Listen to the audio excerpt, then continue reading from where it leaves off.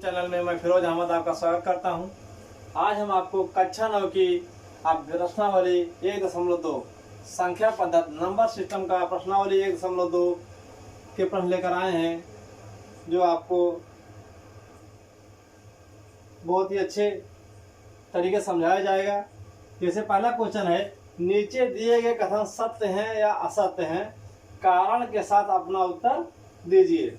पहला क्या है, प्रत्येक अपरिमेय संख्या एक वास्तविक संख्या होती है। क्या है पहला, प्रत्येक अपरिमेय संख्या एक वास्तविक संख्या होती है। प्रत्येक अपरिमेय संख्या एक वास्तविक संख्या होती है, यह कथन हमारा सत्य है। यह कथन हमारा सत्य है क्योंकि प्रत्येक वास्तविक संख्या में अपरिमेय संख्या तथा परिमेय संख्याएं दोनों होती हैं। कारण क्या है इसका, कारण प्रत्येक वास्तविक संख्या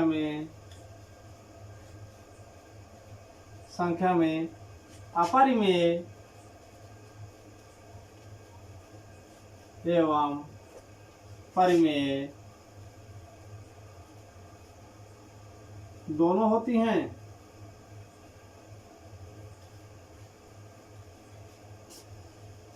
प्रत्येक अपरिमेय संख्या एक वास्तविक संख्या होती है क्योंकि प्रत्येक वास्तविक संख्या में अपरिमेय और परिमेय दोनों संख्याएं निहित होती हैं। हमारा दूसरा है, संख्या रेखा पर प्रत्येक बिंदु अंडर रूट m के रूप का होता है। संख्या रेखा पर प्रत्येक बिंदु अंडर रूट m के रूप में होता है। दूसरा है, संख्या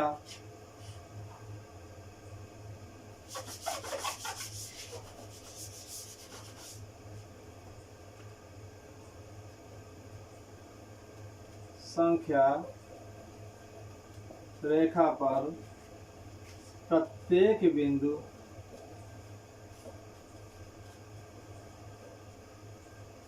अंडर रूट m के रूप में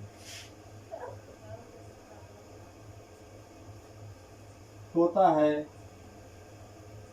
जहां m एक प्राकृतिक संख्या है। m एक प्राकृतिक संख्या है।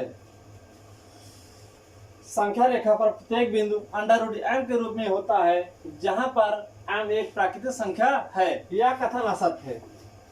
यह कथन असत्य है। क्यों असत्य है? क्योंकि संख्या रेखा पर दोनों ऋणात्मक और धनात्मक दोनों संख्याएं होती हैं। यह संभव नहीं। क्यों? कारण इसका यह है,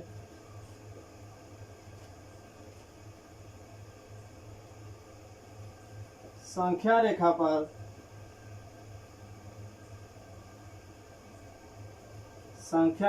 पर ऋणात्मक और धनात्मक दोनों संख्याएं होती हैं, परंतु प्रत्येक बिंदु एक वर्गमूल संख्या हो संभव नहीं है। संख्या रेखा पर ऋणात्मक और धनात्मक दोनों संख्याएं हो सकती हैं, लेकिन यह एक वर्गमूल संख्या हो ऐसा संभव नहीं है।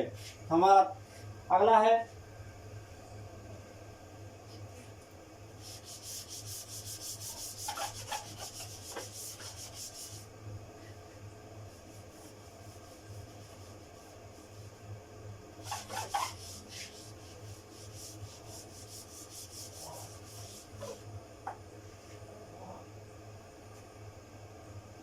तीसरा दे रहा प्रत्येक वास्तविक संख्या एक अपरिमेय संख्या है।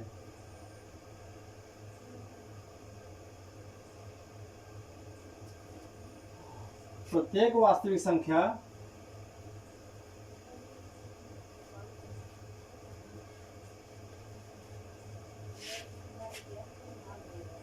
एक अपरिमेय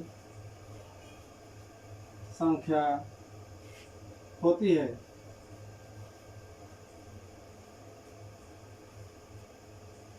प्रत्येक वास्तविक संख्या एक अपरिमेय संख्या होती है, यह कथन सत्य है अथवा असत्य। यह कथन असत्य है। क्यों असत्य है? क्योंकि वास्तविक संख्याएं अपरिमेय और परिमेय दोनों हो सकती हैं। कारण क्यों असत्य है? क्योंकि वास्तविक संख्या परिमेय और अपरिमेय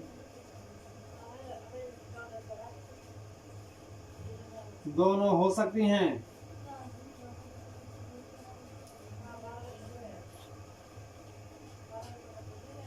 क्योंकि वास्तविक संख्या परिमेय और अपरिमेय दोनों हो सकती हैं, इसलिए यह कथन असत्य है।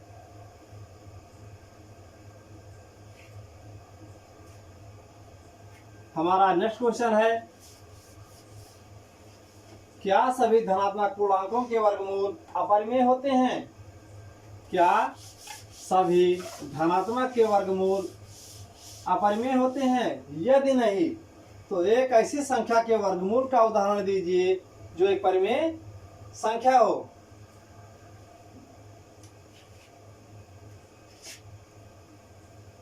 दूसरे प्रश्न का हल है, सभी अपरिमेय संख्या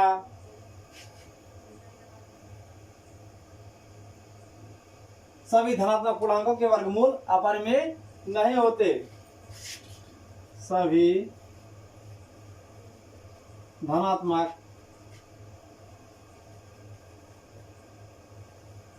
पूर्णांकों के वर्गमूल अपरिमेय नहीं होते। इनमें कुछ परिमेय भी होते हैं। जैसे हम उदाहरण के तौर पर फॉर एग्जाम्पल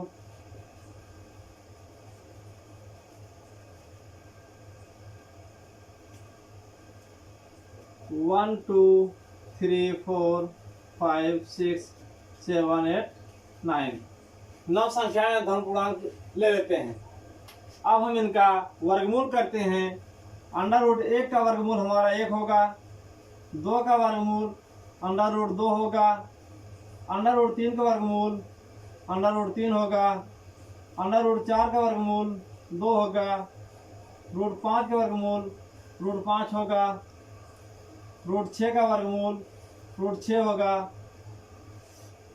रूट 7 का वर्गमूल रूट 7, रूट 8 का वर्गमूल 2 रूट 2, रूट 9 का वर्गमूल 3। इसमें हम क्या देखते हैं कि 1 से 9 तक सभी धन पूर्णांकों को मैंने लिया। 1 से 9 तक सभी धन पूर्णांकों को लिया, सबका वर्गमूल निकाला गया, जिसमें एक परिमेय संख्या निकली, 2 परिमेय संख्या और 3 परिमेय संख्याएं। यानी कि 1 का वर्गमूल एक परिमेय संख्या निकली, 4 का वर्गमूल एक परिमेय संख्या जिसका वर्गमूल होता है 2, और 9 का वर्गमूल निकालने पर प्राप्त हुआ हमें 3। इस प्रकार 1, 2 और 3 जो परिमेय संख्या है, इस प्रकार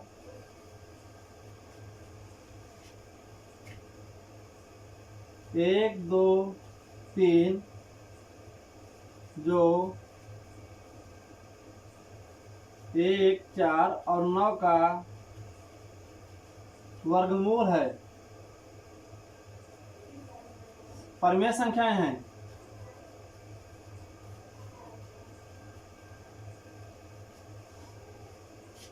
अगर आप इसका स्क्रीनशॉट लेना चाहते हैं तो आप इसका स्क्रीनशॉट ले सकते हैं। हमारा नेक्स्ट क्वेश्चन है, दिखाइए कि संख्या रेखा पर √5 को किस प्रकार निरूपित किया जा सकता है। दिखाइए संख्या रेखा पर √5 को किस प्रकार निरूपित किया जा सकता है।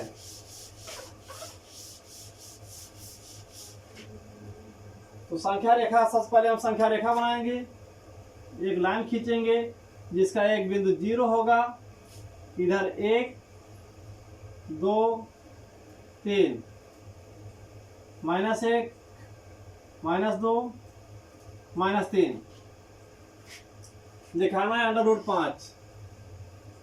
√5 क्या बोल रहा है एक क्वेश्चन हमारा,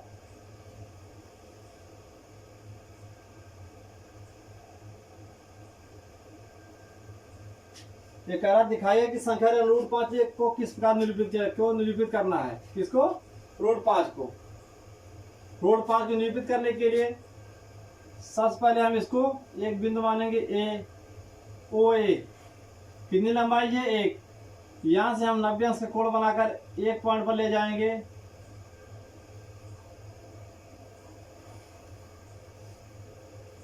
यहाँ पर ले गए, इसको हम मान लिए बी। यह हमारा समकोण त्रिभुज ओ ए बी हुआ। इसकी कितनी लेंथ है 1, इसको हम किस पर काटे, 1 पर, यानी कि 1 सेंटीमीटर इधर 1 सेंटीमीटर इधर, इसकी लंबाई 1 सेंटीमीटर मान ले रहे हैं, 10 खाना बराबर 1 सेंटीमीटर।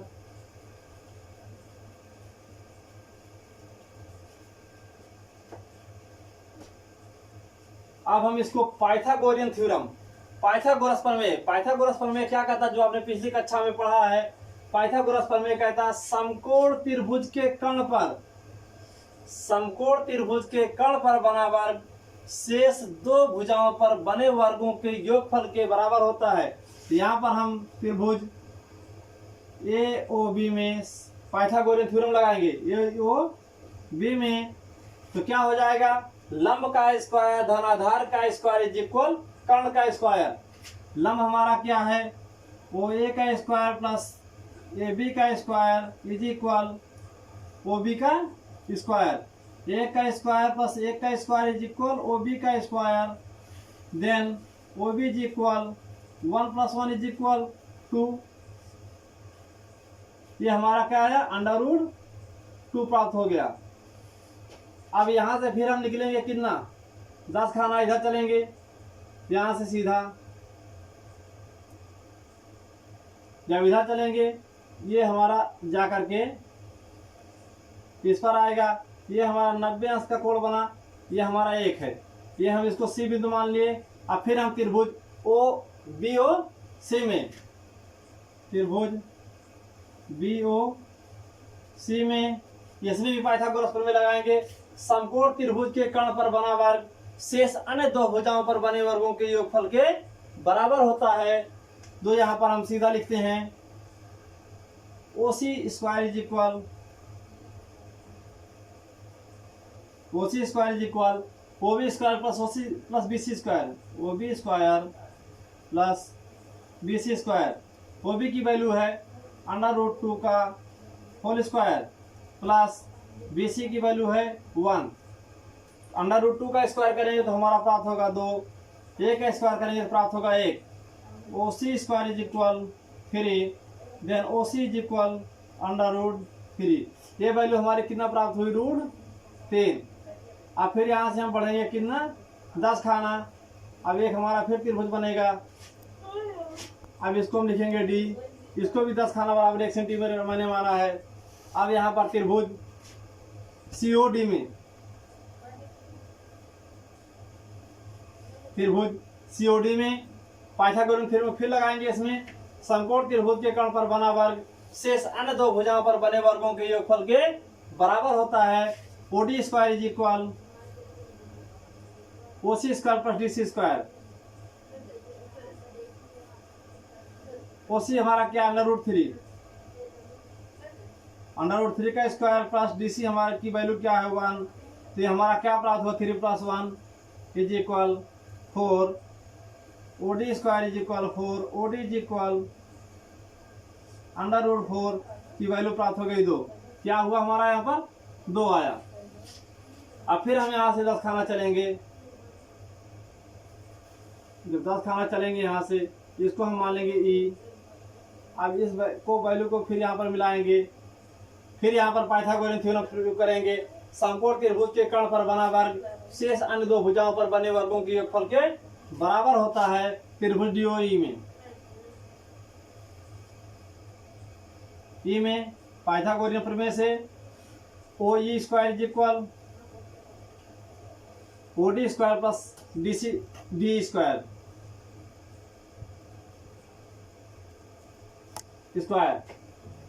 OD हमारा क्या है 2 का स्क्वायर, D हमारा 1 है। 2 का स्क्वायर करेंगे 4 प्राप्त होगा, 1 का स्क्वायर करेंगे तो 1 प्राप्त होगा। टोटल वैल्यू हमारी आ जाएगी 5। OE is equal under root लगा देंगे √5। अब √5 की रचना करेंगे हम इस प्रकार से। संख्या रेखा पर हमारा √5 निरूपित हो गया। अब हम इसको एक ओ से रचना में क्या लिखेंगे, OE को त्रिज्या मानकर एक चाप लगाएंगे जो संख्या रेखा पर बिंदु E' पर काटता है। यहाँ से अगर हम एक इसको त्रिज्या मान करके अगर हम एक वृत्त चाप लगाएंगे तो चाप हमारा संख्या रेखा पर आ जाएगा यहाँ पर E'। तो दोस्तों हमारा वीडियो कैसा लगा? हमारा वीडियो अच्छा लगा हो तो आप इसे शेयर कीजिए, सब्सक्राइब कीजिए और लाइक कीजिए। आपके लिए क्वेश्चन मैं दे रहा हूँ, इसको आप हमारे कमेंट बॉक्स में हल करके जरूर भेजिएगा। हमारा channel divine institute a path of success को सब्सक्राइब कीजिएगा। आपको क्वेश्चन करके लिए √7 को संख्या रेखा पर निरूपित कीजिए, संख्या रेखा पर निरूपित कीजिए। धन्यवाद।